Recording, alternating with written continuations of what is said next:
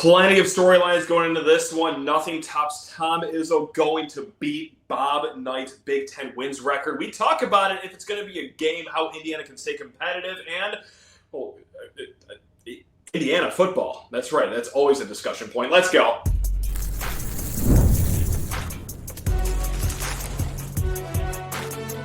You are Locked On College Crossover, part of the Locked On Podcast Network.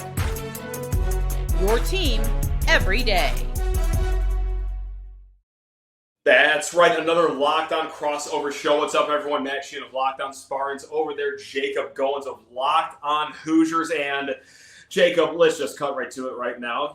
We'll cut through all the fancy stuff. Hey, 5 days a week, rate, review, subscribe. Everyone knows who we are at this point if you're a Hoosier fan or a Spartan fan. Sure. Jacob, is this a basketball podcast or a football podcast? Because you guys down there in Bloomington, you've changed things up in the last calendar year. Talk to me straight, man. What are we doing today? I mean, do you really want to talk football? I have a feeling you don't. I'm more than happy to go football. I'm more than happy to go about it. In case you missed it, we did make a playoff, and we just brought in one of the best portal classes, and we kept Kurt Signetti. I mean, we've done a lot on the football side. And then there's basketball, which is kind of the complete opposite. Good for you, though, there in Sparty land, though, right?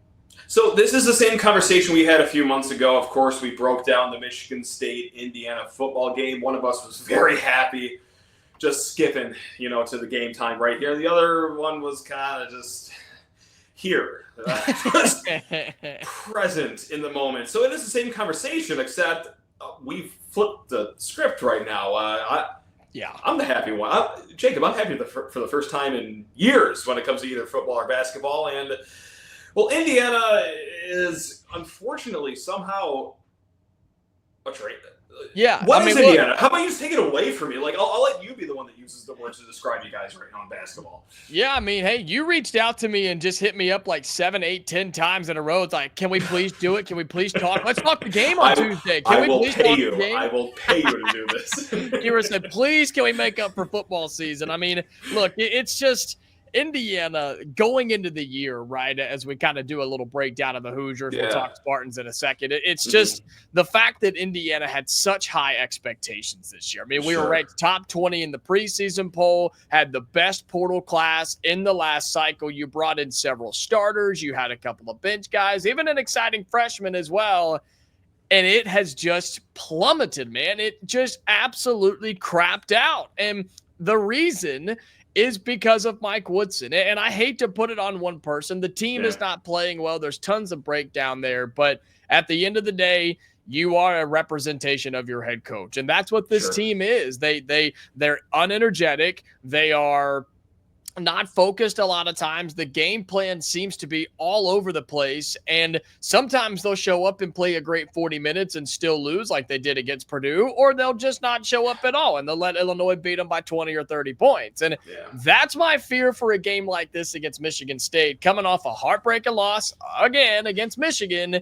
Now we got to go on the road with everything going on. And of course, the announcement of Mike Woodson no longer going to be the coach here. I mean, it's just no good can come out of a game like this, I feel like, for Indiana. And I don't know. I'm just being for real, man. I'm just being real. And it's really hard to play for a guy, I feel like, that is now 100% concrete on the way out. I just think that's got to be a hard thing to do, right? Even on the illustrious historical channel, Peacock isn't going to move the needle for you guys. Like all 17 people that aren't Michigan State or Indiana fans watching isn't going to get the boys fired up here. No, I'm trying to get some of my non-Indiana friends who are, just absolutely bored out of their minds on a Tuesday to tune in and pay to watch this game, but they're not really doing it right now. Because that's kind of where I wanted to go here. You talk about the lack of energy and just everything going on within your program over there. Everything about Woodson comes out that he is going to step down at the end of the year, retire, whatever lingo you want to use. You guys had a close game against Michigan at home. Yes, 3 points. You had to hit a 50-footer to, make it that 3-point game. Nevertheless, close against one of the teams at the top of the Big Ten. So do you think that's, renewed energy to play for our guy Mike Woodson, or do you got to just view last game after that whole announcement as just more of the same that you've already seen this season? Paint me that picture, Jacob. Are the boys rallying him up around Mike Woodson, or no? I just don't see it. I really don't. I think in that scenario, it worked out to where you had a home game right after that announcement. The announcement itself was weird, and I've caught a lot of flack on Hoosiers for this, because it's like, okay, if you're going to make the announcement that he's going to step down, it seems to be the wordage they're using. Why wait is kind of the idea that I've had. So now you got to let a dead man walking go the rest of the way. And then you really do question whether they'll get up and play for him or not. And they did on Saturday against Michigan in the second half. First half was terrible. First half was exactly like we've seen all season long. And somehow they got it together. The crowd was a part of it. Even with Dusty May in the building, Indiana, how dicey that could be, right? And the storyline there. But no, Indiana played well. They just came up short again. And so I fear that was probably your last final big push against a really good team. Michigan State's even better than Michigan was. This will be probably the toughest game we play the rest of the way, even on the schedule. I don't know. I don't have a whole lot of confidence going on the road. Something Indiana just hasn't done a whole lot under Mike Woodson is win away from Assembly Hall. Perfect. So let's get to this question here. How do you guys win? Because right now, BartTorvik.com has Michigan State favored by roughly 11 points right now. It is at Breslin Center. Tom Izzo is going to try to break Bob Knight's record, of course. Everything's setting up so right for Michigan State right now. How does Indiana do it? Is it just as simple as the guys that combined for 29 points last year, Malik Renault, and then Mbako combining for, just X amount of points? Where do you see the path for victory here? Because we got to respect our opponent, which is ridiculous because I'm just a stupid podcaster with a microphone. It's not like I'm D'ing up for 30 minutes. Sure. What do we got to worry about, though? Jacob, take us away. I mean, there's several guys I wish I could tell you needed to worry about, but the inconsistency has really shot this team in the foot, right? The one major consistent is Umar Ballo, the transfer from the West Coast, right? He came in from Arizona, the starting center. He is, when he's on, a walking double-double. He's going to get his points. He's going to get his rebounds. And Indiana's going to go after him down low time and time again.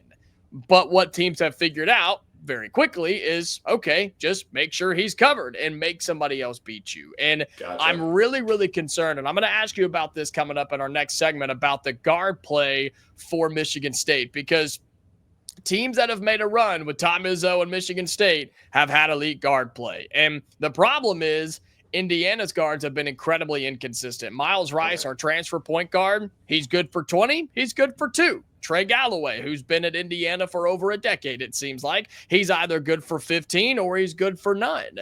Indiana wins when they play well, and Cannon Carlisle has really slipped out of the rotation. We've got Anthony Leal, the Indiana kid, who stepped up and playing better than anybody. He hit the 50-footer, and some people were really excited about that, Matt. I mean, some people were celebrating on that shot. FanDuel.com, America's #1 sportsbook. Shout out, Locked On sponsor. And so it's guys like that are having to step up, and you mentioned Mackenzie Mbako, too.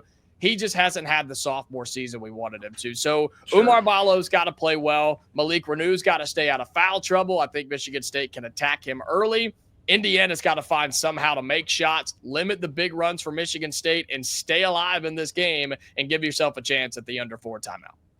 We're going to flip the script here. Jacob is going to grill me about Michigan State, but I do have one more question. I would be remiss if I didn't bring this up right now because – of course, as recruiting season went further and further, Bryson Tucker's name kept coming up a lot in the Michigan State circle, specifically on Locked On Spartans. Point blank, how is he playing this year for you guys? Is he going to be a force to be reckoned? Is this going to be some weird, revenge game? Or I guess I should use the word emotionally fueled game for him? Or what kind of a season has it been like for Bryson Tucker, the former 5-star?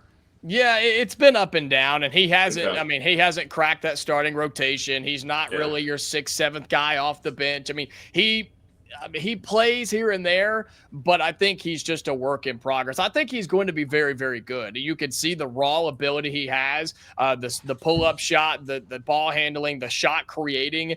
It's there. I just don't know how much trust the coaching staff is giving him. And I do think he's still extremely raw, but now that we have a new coaching staff here, if you can hang on to a guy like that, you never know. Maybe another coaching staff can work with him, make him better, give him a little bit more confidence as well. And the sky's the limit for him. But this year, unfortunately, just hasn't been all that much of a factor for us here in Bloomington. So, again, we'll flip things right now. Jacob's going to ask me about my Michigan State Spartans, and then things will get rosier for Hoosier football, maybe for Michigan State football, who's knows. But we will get to football talk here eventually. But first, we need to talk everyone's ears off about WayFair. After the holiday hustle, there's nothing like giving your home a little TLC. I always find that decluttering and refreshing my space helps me get back into a routine. Whether you're tidying up, clearing out, or just want to give your space a new look to start the year, well, WayFair has everything you need, all within your budget. Right now, we're looking for furniture that, just helps with organizing. My goodness gracious, with 2 kids that just have a skrillion toys at home, Jacob. Like every day seems to be. You're making it like that at Locked On Spartans? Okay, good for you. No, we're not, and that's the issue. But what helps is that WayFair keeps everything low cost. Yes, they do. Whatever you need, whether it is storage like we need right now, and what makes it even better is the free and hassle-free delivery, even for the larger items. Guys, there is something for every single style at every home, no matter the space or the budget, like I just mentioned. WayFair makes it easy to tackle your New Year's home goals with endless inspiration for every space. Guys, it is so simple. Give your home the refresh it needs with WayFair. Head to wayfair.com right now. That's WayFair.com. WayFair, every style, every home. Jacob, take it away, man. It's time for me to take over. Why am I nervous about this? Why am I nervous about this game? You're nervous about the game or the segment? I'm confused here. Both. Okay. But more so the game. I can get riled up over at East Lansing High School game if they were to visit Breslin Center. I'm a sick individual, a sick person. So. Oh, okay. Well, hey, there's nothing wrong with that. Hey, high school sports are great now. High school sports are fantastic. The thing that sticks out to me, there's a couple of things, but it's the fact that this Michigan State team, who's been flirting with top 10, top 15, right? They're top 15 right now after a 1-1 week last week. The thing is, in the national media, which is crazy, they're not being talked about. Nobody's mentioning Michigan State. Nobody's talking Tom Izzo. Nobody's flirting with. Nobody's worried about a top 10 or 15 Michigan State team, and I think that's wrong. I really do. So I'm going to give you a chance, Matt. Tell me why people should be talking more about Michigan State, because I can't believe it, but they're not giving them hardly any attention, especially with the likes of Auburn or Duke or other programs like that. Tell me why Michigan State deserves a little bit more love. About 2/3 into the season, we haven't beat really anyone marquee like that. Our offense is pretty good, but our defense is spectacular. Does that remind you of a football team that played in this conference? What the fuck, Jacob? Is that your Hoosiers? That this could be a direct. Yeah, you like that little crossover reference right there? But you've been waiting on that one. That's okay. You've been waiting on that. I have been sitting on that like a golden egg over here. Look, the haters are right with one thing, and that's during the 13-game win streak, has Michigan State really beat anyone marquee? We thought the North Carolina victory in Maui was going to be something spectacular. Turns out that's kind of spoiled, like milk left on the counter for a month. But nevertheless, how many teams have won 13 straight, no matter against who they've played? They've beat the bad teams. Not every team can actually say that, but maybe that's why it's a little quiet. Because, well, sure, during that win streak, a few games were in the Big Ten play, obviously. They only beat one team that was above 500, and that was Illinois. That was just by 2 points. So maybe that's why Michigan State flies under the radar. Then they go to Cali. They play a game on Peacock. And then they play a game that, well, truly in the wake of the Luka Doncic trade in the national landscape, who cares? Well, and then they come back and they beat Oregon, but that's a slipping Oregon team. So maybe that's why Michigan State has fallen under the radar. But I do think there is something to be said about the way that they have played. It's just like what you said in the first segment about a team embodying their head coach. We haven't seen this in the last few years here at East Lansing.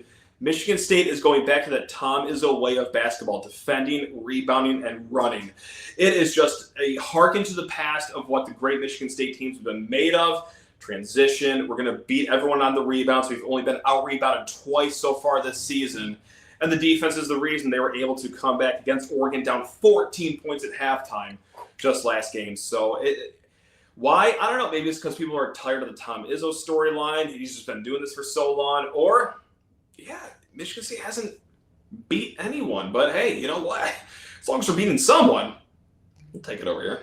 Well, that's what I'm saying is like, man, wins are wins in the Big Ten and in college basketball. Hey, we subscribe to that line of thinking in Bloomington. A win is a win. I don't care if it's a road game at Ohio State, which Indiana has. I don't care if it's a road game at the Palestra over Penn State, which Indiana has. We don't have many, but we got some. Right. But even for you guys, it's the fact that you're so talented and you're so deep, right? I mean, you've got Akins and you've got Fears, and they do scare the heck out of me, especially in tonight's game. But you start looking at the stats and you start breaking down the season totals. There's no one guy other than Akins that just jumps off the board. It's like, whoa, he averages 18, 19 points a game. Akins is at 13. There's one more at double digits. Everybody else is between 9 and 6, but there's 5 others in that category. How does that really play into what Michigan State likes to do, where it literally could be anybody on any given night that comes up and beats you? And it was great during that win streak, right? Like, you can rely on anyone at any given night to have that great game. But after the first half against Oregon, many State fans that are just cowards, lesser people, myself, me, we were pretty panicked that, like, okay, maybe this depth is, just like a fun thing to have. Like, no one's really that alpha dog. But maybe the alpha dog is actually someone that comes off the bench, Jase Richardson. So he comes in as a 4-star recruit, son of Jase Richardson, NBA legend, of course. And, well, he plays more than 30 minutes a night. And he has 29 points. And he's doing things that you don't see around the offense, not just at Michigan State, but in college. He's finishing at the rim at nearly 70% as a guard. Like, that is elite. He is the second best shooter from 3 for Michigan State. So, yes, you have depth. You have a Michigan State team going 10 deep. But everyone's kind of sharing the slice of the pie equally. But with Fears out last game, he was back home sick, in his own dorm or apartment, whatever you have you. That meant that our guy Richardson was going to get a lot of minutes. Well, he made them count, and he all but single-handedly won us the game. On the offensive end, you could certainly say that. He's also really solid defensively, but a lot of guys are solid defensively. Nevertheless, yes, it is a deep team. Yes, Akins does have his great moments, but, like, the alpha could be true freshman Jase Richardson. So that's something to keep your eye on there, as he just had a true coming-out party on Saturday against Oregon. A tear is almost coming to my eye just reliving that game. So, I'm glad you're not an emotional person at all. Me? No. Yeah, I'm glad you know me. Okay. Yeah, that's right. Well, let me ask you. So thank you. I got you. That's why I'm here. And I'm also here to legitimately ask you, are Michigan State fans worried about this game? It's at home. It's a struggling Indiana team. I mean, we haven't won a game in a while. I mean, is this really – because I've told you how I feel. Indiana fans are not confident at all. Mike Woodson's record against top 25 teams is abysmal. He has lost over double the amount of games he's won against top 25 teams. Like, this is not really his kind of territory, right? Yeah. Given everything that's happened, another heartbreaking loss Saturday. Indiana fans have zero confidence in this game. Are Michigan State fans legitimately worried about the Hoosiers tonight? Michigan State fan is, which is me right here, because, again, I can get myself riled up over if the Lansing area Boys and Girls Club came to Breslin Center for a game tonight. I can find a path to defeat for them just because I'm a sick individual. But Michigan State fans, I'm feeling confident. Just seeing who Indiana is, just seeing the record on the line. And I know, like, that has nothing to do with the X's and O's of the game, but it's just the whole storybook around this with Michigan State leader Tom Izzo beating Indiana, Bob Knight, his legendary status as the top Big Ten guy. And, of course, like, it cannot be overstated on Peacock. Like, it doesn't get any better than that, Jacob. Like, this is the cream of the crop right now. So, no, it's just with all the factors going into this game, I don't think Michigan State fans are too worried. But then again, isn't that when we should be worried? Like, yes. When life gets – this is where crippling anxiety comes in. Like, when here it comes. Going, like, a little too well, isn't that when things kind of start to fall apart? So this is where I start to drive fellow Michigan State fans crazy, is just how just worried I am as a person. But no, if I could take off, like, my own brain right now, no, Michigan State fans are confident. Again, it's not just us, just talking, oh, go green. We're so – you go look at the computers. Like, Bart Torvik right now suspects a 79-68 Michigan State victory. When have computers have been wrong? That sounds – that sounds about right. Yeah, that sounds about right. I mean, what are the chances that Michigan State could, blow out Indiana like Indiana blew out Michigan State on the football field? You know what I'm saying? I don't know. I mean, it's blocked it out of my memory, so I wouldn't be able to tell you. Would not be able. No, there is that game a few years ago. I remember watching this at my buddy's apartment. Yeah. I think it was 2019. I think MSU was 10-point favorites over Indiana, and yeah. You guys, it wasn't even like a close game. You guys just beat the brakes off of us, and I was one sad boy. That's been a long time ago, though. That's been a long time ago. A lot has happened. Ago and a decade ago at the same time. So yeah, I'm glad you're over it though. That makes me feel good. No, totally over it. It's okay. It's fine. Can I ask you one more basketball question before we get into football? Yeah. You guys have faced Purdue. You guys have faced Michigan. You're about to face Michigan State, so it's okay if we're not included in this mix. But as it seems to be, there is a 3-ish horse race going on for the Big Ten Conference champion. Yep. Jacob, who do you see as the leader of this race right now? Is there a team that's really impressing you more than most? That's such a good question because, I'm good for one a month. Thank you. Okay. One. Okay. Well, that's it. One. So what's so crazy is I think Purdue's really good, but I'm not sold on them yet. I think Michigan State's really good. I'm not sold on them yet. I think Michigan is really good, but them struggling here. Every game is a one-possession game. I know. That's what I'm saying. It's like eventually that's going to come back and get you. And in March, that's really going to get you. And, you got Wisconsin that's in there too, Illinois trying to make some noise. I guess it's Purdue, but I don't feel confident in that. And what's the latest bracketology? Like the Big Ten's got 10 in right now. Is that still the update this week? And I fear that we have a lot of solid teams, but we don't have that great team like the SEC has. And so we're going to get teams in. I just don't know how successful we're going to be in terms of the NCAA tournament. But as much as it pains me to say, I guess Purdue's the leader in the clubhouse, but I'm not confident in that. Wow, a season where the Big Ten gets 9-10 teams in, but they only send one team in the second round. Wow, that's so unusual. Oh, jeez. Crazy. Official prediction? Is that what that was? I guess. You want to do a prediction for this game really quick? Like, are you kind of?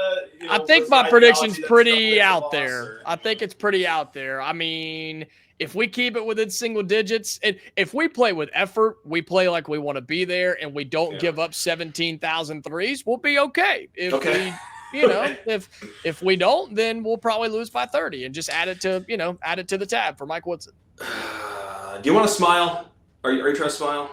Yeah. Okay. Because October 18th, that's right. That could be time. That could be 2 weeks from now. It could be 10 months from now. I have no idea. I've not looked at the calendar in months. Our Spartans play against your Hoosiers, and that game, like you mentioned a little bit ago, didn't go so hot for us. What on earth is going on with Indiana football? Because the whole thing was, hey, they're only good this year. Their guy's sick. He comes over. He's got a bunch of James Madison transfers. Surely they're going to be out here just after this season. It's okay. They'll go back to Indiana in a hot second. But I'm led to believe that that's actually not the case.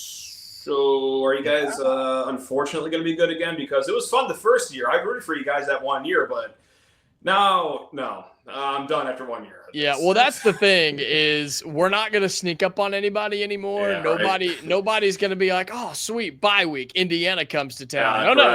No, that's not the case anymore. Yeah. Can I guarantee that we're going to be just as good or better than we were last year? No, I can't guarantee it. But I do think our roster is better than it was a year ago. I firmly believe that based off the guys you bring back, your two leading receivers, Omar Cooper, Elijah Surratt. You also bring back two All-Americans on the defensive side, Aiden Fisher in the linebacker room, D'Angelo Pons in the secondary. You secured your DC. He's coming back on one of the nation's leading defenses statistically. And you go and get a bunch of starters on the offensive side of the football. Starting tight end in Stays from Tennessee. Fernando Mendoza, starting quarterback from Cal, since we're losing Curtis Work. We appreciate his services. Yeah, right. And you also went and got this crazy thing. You may know something about it. A starting offensive line. Got three dudes that are going to start. Do we know something? I don't know. I don't know. It was kind of a hypothetical question. Indiana got three dudes from the transfer portal that are going to start on the offensive line. Colorado, Ohio State, and Notre Dame. Think that's pretty solid, right? Think that's pretty good. And so all of that combined, I think I know we added a couple of running backs, one that I think will start in Hemby from Maryland. I mean, this team reloaded heavily on top of what was a solid recruiting class. And so I really do think our roster's better than it was a year ago. But the problem is our schedule's harder and nobody's going to let us sneak up on them. Even though Indiana was a great story, it was still, well, we don't believe that. And it was like, oh, wow, we beat Michigan State. We beat Michigan. We beat Maryland. Like those types of games we were able to take care of.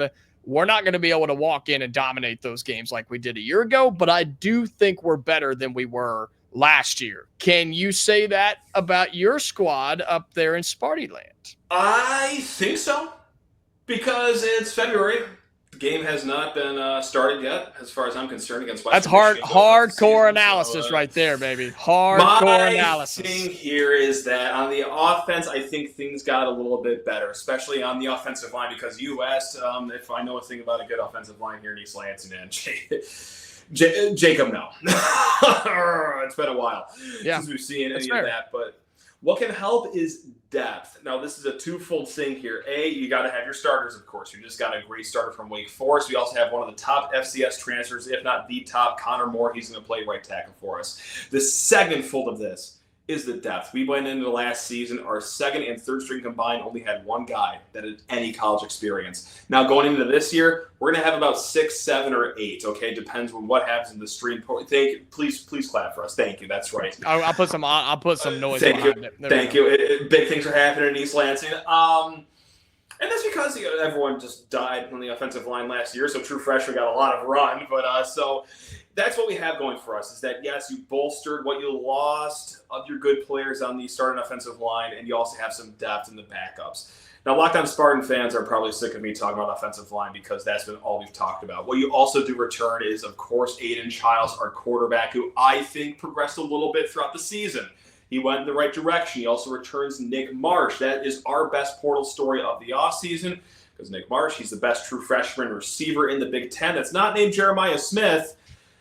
That young man's phone was probably blowing up with some, and no one ever does this, tampering throughout the season. And I'm sorry, do you know what his Venmo is? Does he have PayPal? Or? I know some people down in SEC schools that are well aware of what his Venmo is, and I heard some numbers that were thrown around. Michigan State was able to retain him. So, it was a lot. If our schools come together, we can afford him. If we put our money together, we can just split him for the year. I'll get back to you on that. I'll talk to people that I know. You talk to people you know. We'll see if we can get something going. Yeah, I'll call Scott Dawson. I'll make a call. Excellent. Perfect.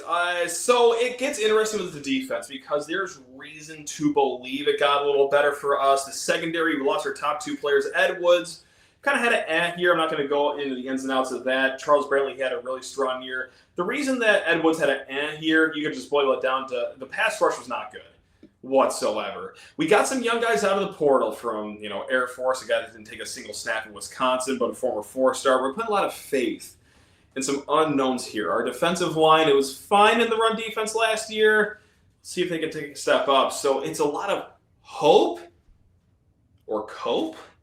We'll see which one this is in a few months, but there is reason to believe that our defense got a little better because at secondary, what we lost, we picked up with guys that produced at a really good level, but at FCS or UConn, for example. So we'll see if high production at lower level football can mean, somewhat success in the Big Ten. Sure. But unfortunately, we're in this waiting game, and that waiting is unfortunately until what they call kickoff in the actual games. But is that going to stop us from talking about it in the offseason? Heck no. Don't be ridiculous. No, don't Absolutely be stupid. Come on. So no.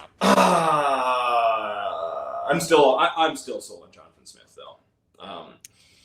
He's shown that he can do it at Oregon State. So I know that the first one was not great, and I know that this sounds rich, especially with a Locked On Hoosiers host where, hey, it's not like Kirk Cignetti's been there for 5 years. No, he was also first-year head coach, and he saw the roses immediately. But, yeah, can I just ask you a quick question? Sure. And I'm sure you talked about this ad nauseum at Locked On Hoosiers. The way you guys were treated, though, and I actually came to bat for you guys at some points at Locked On Spartans. I waded into those waters. The way you guys were treated in the college football playoff, down against Notre Dame, the announcers are talking about how you guys, I'm not using the exact quote, but shouldn't have belonged in the playoff. No, that was pretty spot on. Yeah, that was pretty accurate. Like, is that something that, like, actually just bothers you? Does it roll off your back? Because you watch all the other college football playoff games, and, oh, wow, that's odd. It seems to be that actually our game against Indiana was, or, sorry, our game against Notre Dame was actually close in comparison to a lot of these. So just go ahead and just run the clock out. You could take anywhere from 30 seconds to 30 minutes on this answer. The floor is yours on this one. Well, it's so crazy, and we'll wrap up with this because – at the time, right, the game, like, we were excited. We were the definition of happy to be there, but still confident that we could win this game. I was confident. You had the trenches to do it. Sure, yeah, of course. And then it literally came down to they just had the dudes more than we did. And there's nothing wrong with that. They ended up going to play in the national championship game, did Notre Dame. So that's not a bad team to lose to. And then as the rest of the playoff went on, not all of them, but a lot of the other games were blowouts. I mean, there were some great games. There were also terrible games. A lot of duds. And so that helped us out a little bit, and I think we were able to kind of get over that. And most Indiana fans, like, disappointed at the time, yes, but just appreciative of the fact that, like, let's sit back and think about what just happened for a second. And it was cool.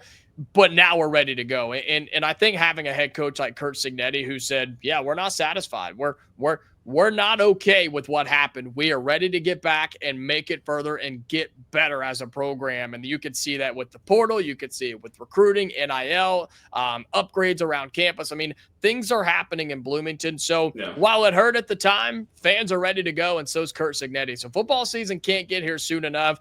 Not that we want to wish away basketball season. No, of course not. No, come on. No, I'm glad I got to ask you about that because I think I used the word disgusting. I throw the D word out there. Just like how it was treated at the end of that game. Like, maybe they didn't belong here. Kirk Herbstreit doing whatever Sundance he's doing when he's not talking about his dogs. It's weird that the college football national media, by and large, just instead of, like, celebrating the teams that had great seasons, like Indiana, for example, just decided to nitpick every step of this new 12-team college football playoff. I could personally go on for 2.5 hours. I'm sure you could double that just going off on this tangent. I could. Well, I had your ear and had your voice. I just had to know, like, I appreciate that. That means so much, man. That means so much. I really do. That makes up for the fact of it makes up for what could happen on the hardwood tonight. So I appreciate it. I hope so. Well, no matter what happens, I'll speak for myself. We will talk about this game, this basketball game, of course. Next episode here, Locked On Spartans. Jacob, choose your own adventure. Basketball, probably, right? I don't want to be your producer, but probably basketball. Yeah, I mean, look, we got basketball stuff. We've got coaching search going on. We're going to have spring portal stuff for football, spring portal for basketball. I mean, there's a lot happening at Locked On Hoosiers. So be sure for my everydayers, you know what to do. But for Spartan people, if you want to come check it out, we do have a coaching search, which is pretty exciting. So, I mean, some people are saying Tom Izzo is coming to Bloomington. I have no idea. So I got some phone calls to make. Oh my goodness. Let me break out of this laundry room that the mouse in Orlando has me held hostage in right now. But you know what? I'm glad that he let me 30 minutes of rap time to talk to my great friend Jacob over at Locked On Hoosiers. Jacob, you are truly the best. All the viewers, all the listeners, you guys are also the best. We will be back again, Locked On Spartans, Locked On Hoosiers. Until then, go green, and you know what? Go Indiana after midnight of February 11th. Yes. So there we go. I think that was cordial. Sure, that's fair. That's fair. Way to land that plane, man.